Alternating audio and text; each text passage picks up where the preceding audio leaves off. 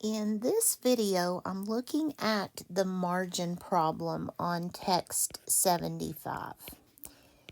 And I was working this one on the last video. I thought I could explain it the way I needed to, and I realized I couldn't. So I had to stop the video, get my thoughts together, and then come back. So that's why it was disconnected.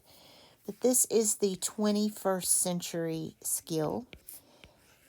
And I honestly am not sure where this came from. It could be that I just haven't read every word of the textbook, but this seems rather out of the blue to me. So this problem is not the easiest one to explain or understand. But let's read the story. This is about civics literacy. News media and other organizations often conduct exit polls after people have cast their vote. Voters are asked, for example, which candidates they voted for and why, as well as whether they voted for or against any ballot initiatives. Exit polls can then be used to make predictions about the overall results of the election. At a recent election, voters were asked to vote for or against two unrelated referendums, Referendum A and Referendum B. Exit poll results showed that 2 out of 3 people voted for Referendum A and 3 out of 5 people voted for Referendum B. Based on the results of the exit poll, what is the probability of at least one of these referendums passing? Now, I remember problems like this from school, and I'm going to show you how we did them then. I just am not sure where this came from with respect to this textbook, but I'm going to quit saying that and just show you how to do the problem. So this particular question is based on the complement that we talked about earlier, where I told you that to find a complement, where did we talk about that? Here it is. To find the complement of a probability, you subtract the probability from 100%. So we're going to need that particular little rule. And here's the way I would set it up. This is the way I was taught to set them up. The first thing we have to realize is that these are independent events. And I know that because they said in the story that the candidates were asked to vote on two unrelated referendums. So let's organize our information just a little bit. And I think I'm going to do it this way. So if you want to stop and draw this table, you can pause the video. We have Referendum A, and we have Referendum B.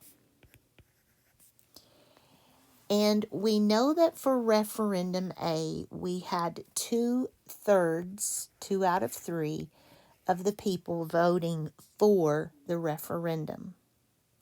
And let me just go ahead and put that. And this is for, this would be against, for, and against. So let's focus just a minute on Referendum A.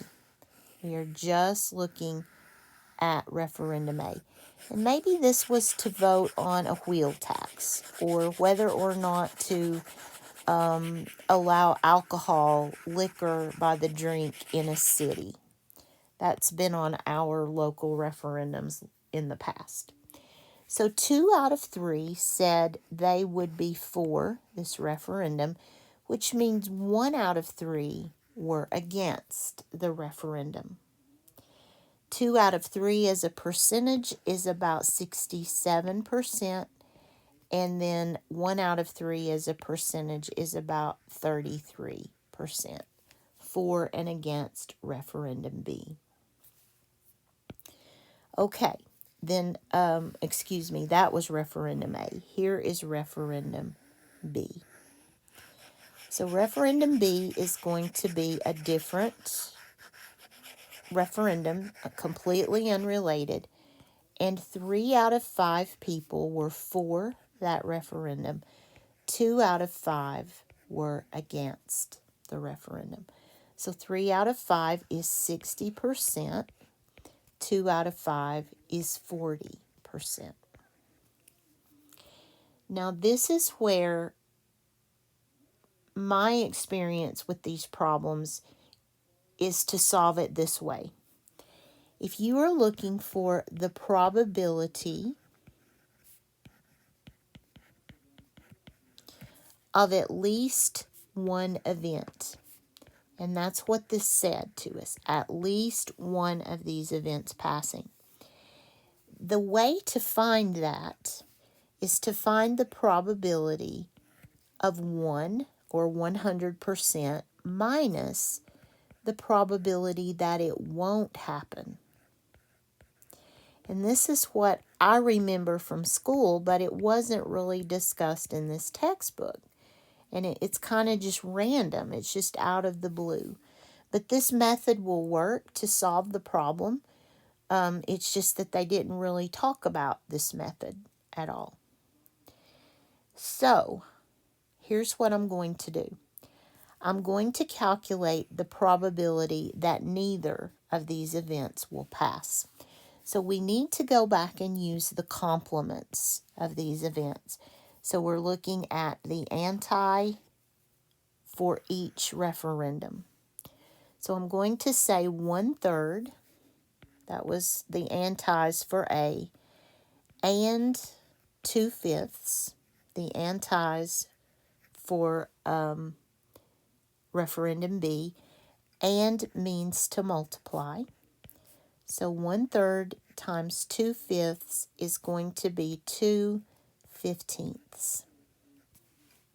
Okay, that's the probability that neither of these will pass.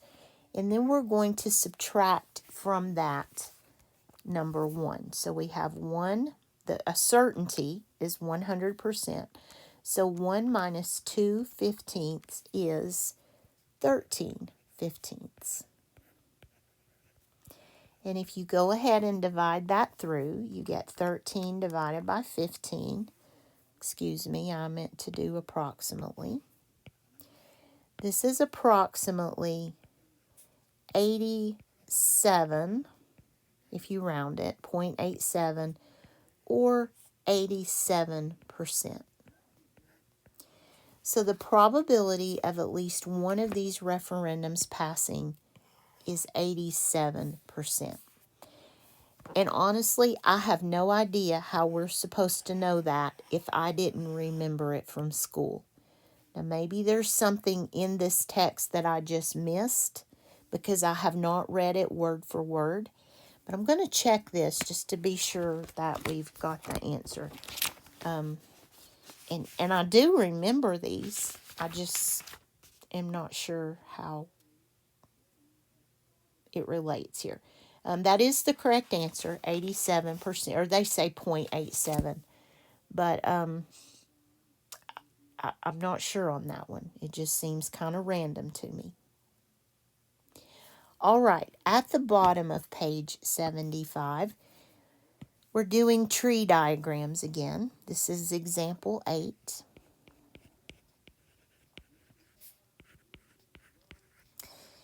And this is going to be a story about cards. And I guess I need to draw that.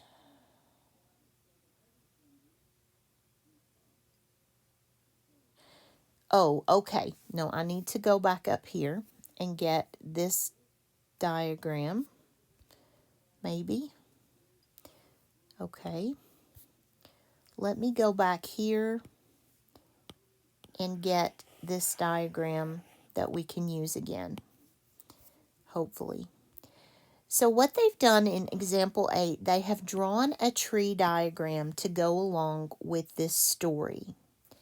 And you know what? I think I'm just going to have to draw them again.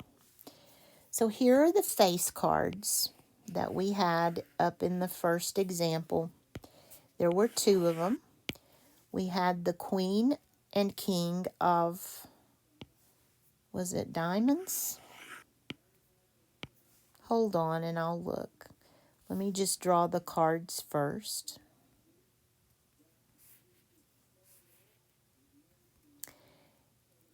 And I would confess that I would not think to draw a tree diagram for this, but it can be done. So we have the King of Diamonds. We have the Queen of Diamonds. We have the Five of Hearts. And we have the Five of Diamonds.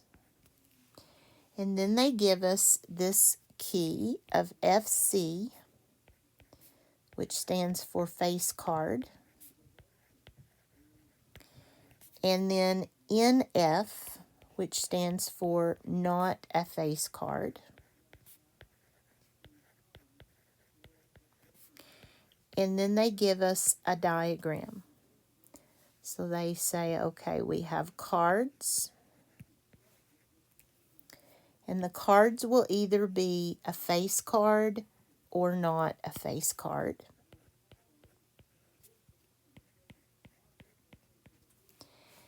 And if it's a face card, it will either be, the first one would be a face card. Then the second one could be a face card or not a face card.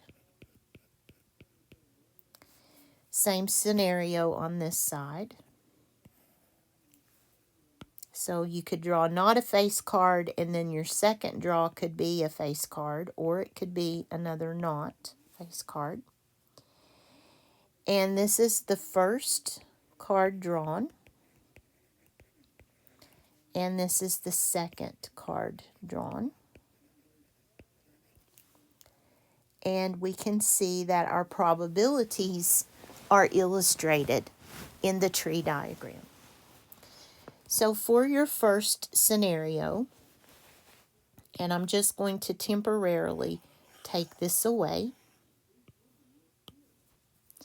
So on the first card, you can draw either a face card or not a face card.